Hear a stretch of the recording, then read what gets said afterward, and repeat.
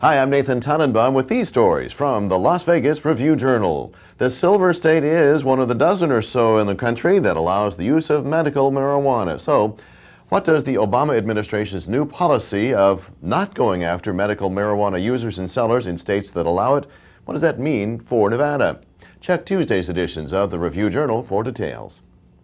The man convicted of shooting 4 people at the New York hotel 2 years ago was sentenced Monday to 90 years in prison. Review-Journal court reporter Francis McCabe has more on 53-year-old Stephen Zagreen, including when he might be eligible for parole.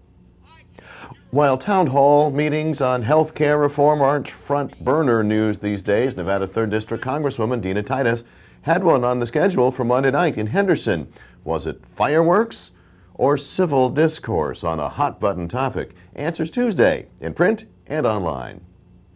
Alrighty, we're going to skip the jokes on Las Vegas being home to fossils of many varieties, but we will tell you the National Parks Conservation Association announced Monday it would like to see a fossil beds national monument established in the northern Las Vegas Valley. Check for the report by the Review-Journal's Keith Rogers. And not that this story is related, but somehow it kind of seems to fit. Las Vegas Boulevard from Sahara northeastward to Washington Avenue has been designated a National Scenic Byway. Check the Tuesday Review-Journal for reporter Alan Choate's account of just what that means. Well, they call it one of the world's most popular board games, and the 2009 World Monopoly Championships are getting underway at Caesars Palace in Las Vegas. They kick things off Monday with a life-size version. I think it's like 25 feet by 25 feet. The Review-Journal will keep you posted on the fun stuff going on and who wins this year's tournament. After a conversation with sports writer turned author Mitch Albom about his new book and an upcoming Las Vegas appearance, what does Vegasland columnist Doug Elfman have for you Tuesday? I have interviews with Maynard James Keenan of Pussifer and Tool fame. They're coming to town this week. Khloe Kardashian talks about her weight. And a little news item where Jerry Cantrell is going to be performing regularly at a strip club here in Las Vegas. Thanks, Doug. You can keep up with all things Elfman at lvrj.com/Elfman, including columns and blogs and photos. Well, you say you haven't finalized your Halloween plans? Well, you are in luck, because one of the Review-Journal's many talented graphic designers has put together kind of an incredible interactive set of web pages to help you out.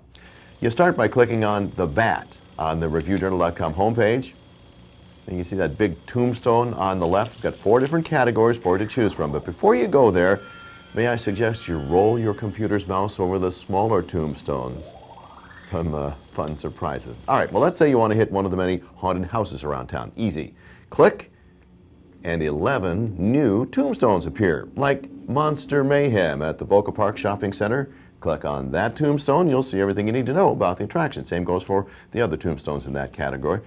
To get back to the main page, click along the bottom. How about headliner Halloween shows? Got you covered.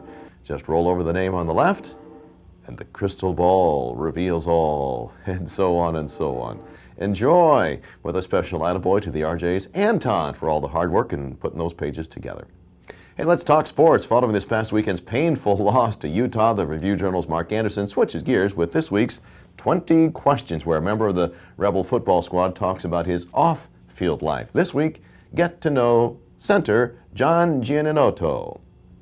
To high school football, where columnist Ed Graney talks with Palo Verde High School football coach Darwin Rost, who has lost 2 close friends in the last couple of years, including his 54-year-old assistant coach Dave Castro, who died just hours after the Panthers game this past Friday night.